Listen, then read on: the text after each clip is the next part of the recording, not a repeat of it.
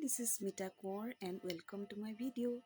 আজি এই ভিডিঅ'টো মই বিশেষকৈ হাইস্কুলৰ যিখিনি ল'ৰা ছোৱালী বা তেওঁলোকৰ অভিভাৱকসকলৰ কাৰণে এই ভিডিঅ'টো বনাইছোঁ। বিশেষকৈ অহা বছৰে যিখিনি মেট্ৰিক পৰীক্ষা দিব SSLC এক্সাম সেইখিনিৰ কাৰণেও বনোৱা হৈছে। কিছুমান মানে কথা কম বুলি ভাবিছোঁ। বিশেষকৈ অভিভাৱকসকলে কথাখিনি শুনিব। যিখিনি ল'ৰা ছোৱালীয়ে হাইস্কুল শিক্ষান্ত পৰীক্ষাত বহিব অহা বছৰে বা পিছত হ'লেও তেওঁলোকৰ অভিভাৱকসকলে শুনাটো বেছি প্ৰয়োজন।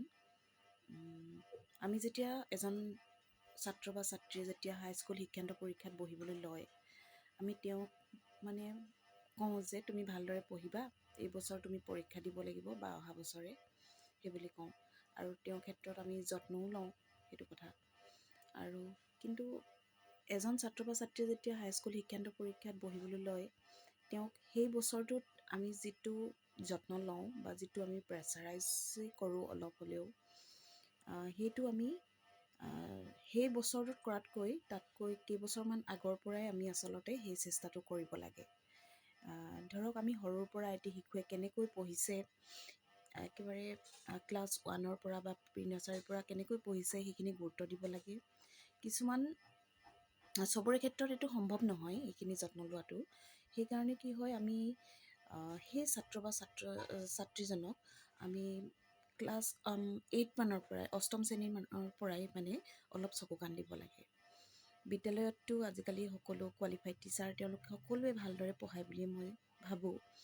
আৰু সেইকাৰণে মাক দেউতাকেও সেইটো ঘৰত অলপ চাব লাগিব যে ক্লাছ 8 মানৰ পৰাই তেওঁক অলপ মানে ৰেডি কৰা হৈছে যাতে এইটো চাব লাগিব। ক্লাছ 8 মানৰ পৰাই তেওঁক বিভিন্ন বিষয়বিলাক পঢ়াত চকু কাণ দিব লাগে। আৰু প্ৰাইভেট শিক্ষকৰ সহায় দিবলৈ হ'লেও আমি মানে চিধাই ক্লাছ 10ত আমি দিয়াতকৈও ক্লাছ 8 মানৰ পৰাই অকণমান তেওঁক ভালদৰে চাব লাগিব যে তেওঁ ভালদৰে প্ৰতিটো কথা আয়ত্ত কৰিছেনে নাই কৰা। আৰু বিশেষকৈ পৰীক্ষাৰ ওচৰত প্ৰাইভেট শিক্ষকৰ সহায় দিয়াটো খুব ভাল কথা নহয়। পৰীক্ষাৰ ওচৰত মানে বুকুতে কল পকাবলৈ আমি বিচাৰিব নালাগে। আমি বিশেষকৈ ছেশ্যনটো যেতিয়া আৰম্ভ হয় যিকোনো ক্লাছৰ, যদি প্ৰাইভেট শিক্ষকৰ আমি সহায় দিম বুলি ভাবোঁ, সহায় মানে তেওঁক দিয়াব খোজোঁ, তেতিয়াহ'লে আমি ছেশ্যনটো যেতিয়াৰ পৰাই আৰম্ভ হয় তেতিয়াৰ পৰাই আচলতে আমি প্ৰাইভেট শিক্ষকৰ সহায় ল'ব লাগে। পৰীক্ষাৰ ওচৰলৈ এইবিলাক থ'ব নালাগে। আৰু এতিয়া মই SSLC পৰীক্ষাৰ্থীসকলৰ কথা কৈ আছোঁ। তেওঁলোকক আমি ক্লাছ 8 মানৰ পৰাই আমি চাব লাগিব যে প্ৰতিটো কথা, প্ৰতিটো পাঠ তেওঁলোকে ভালদৰে আয়ত্ত কৰিছেনে নাই কৰা। আচলতে ক্লাছ 10ত এইখিনি কৰিবলৈ যোৱাতকৈ ক্লাছ 8 মানৰ পৰাই চাব লাগিব। আচলতে ইটো ক্লাছৰ লগত সিটো ক্লাছৰ পাঠ্যক্ৰমবিলাক ৰিলেটেড হয়। আৰু সেইকাৰণে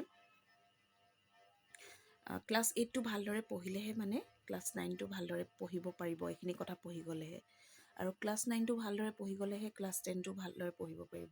ইটোৰ লগত সিটো ৰিলেটেড আছে, ইটোৰ ওপৰত সিটো আছে। সেইকাৰণে ক্লাছবোৰ এনেকৈ দিয়া হৈছে বা পাঠ্যক্ৰমবোৰ তেনেকৈ একাদিক্ৰমে সজোৱা হৈছে। সেইকাৰণে ক্লাছ 8 মানৰ পৰাই আমি সেই পৰীক্ষাৰ্থীজনক, SSLC পৰীক্ষাৰ্থীজনক আমি চকু কাণ দিব লাগে যে প্ৰতিটো কথা আয়ত্ত কৰিছেনে নাই কৰা, তেওঁ হেণ্ড ৰাইটিং কেনেকুৱা, স্পষ্ট হয়নে নহয়, চাফ চিকুণ হয়নে নহয়, এইবিলাক আমি চাব লাগিব। একেবাৰে পৰীক্ষাৰ ওচৰত, মেট্ৰিক পৰীক্ষা বা SSLC এক্সামৰ ওচৰত আমি মানে বেছিকৈ প্ৰেছাৰাইজ কৰিবলৈ থোৱাতকৈ সেই পৰীক্ষাৰ্থীজনৰো কষ্ট হয়, অভিভাৱকৰো অলপ কষ্ট হয়। সেইকাৰণে ক্লাছ 8 মানৰ পৰাই আমি এইখিনি চাই যাব লাগে যাতে তেওঁ ভালদৰে শিক্ষা অৰ্জন কৰিছেনে নাই কৰা। তেতিয়া চাগে আমাৰ একো দিগদাৰ নহ'ব। SSLC এক্সামত তেওঁ বহিবলৈ একো দিগদাৰ নহ'ব। তেওঁ সহজে সকলো কথা আয়ত্ত কৰিব পাৰিব বা কম্প'জ কৰি নিজে লিখিবও পাৰিব কিছুমান ছাবজেক্টত। আৰু বাকী বিষয়বোৰো তেওঁ ভালদৰে আয়ত্ত কৰি পৰীক্ষাত উপস্থাপন কৰিব পাৰিব। আজিলৈ ইয়াকে ক'লোঁ। আপোনালোকৰ যদি ভিডিঅ'টো ভাল লাগিলে আপোনালোকে চবেই মোক লাইক, কমেণ্ট আৰু শ্বেয়াৰ কৰিব। ধন্যবাদ।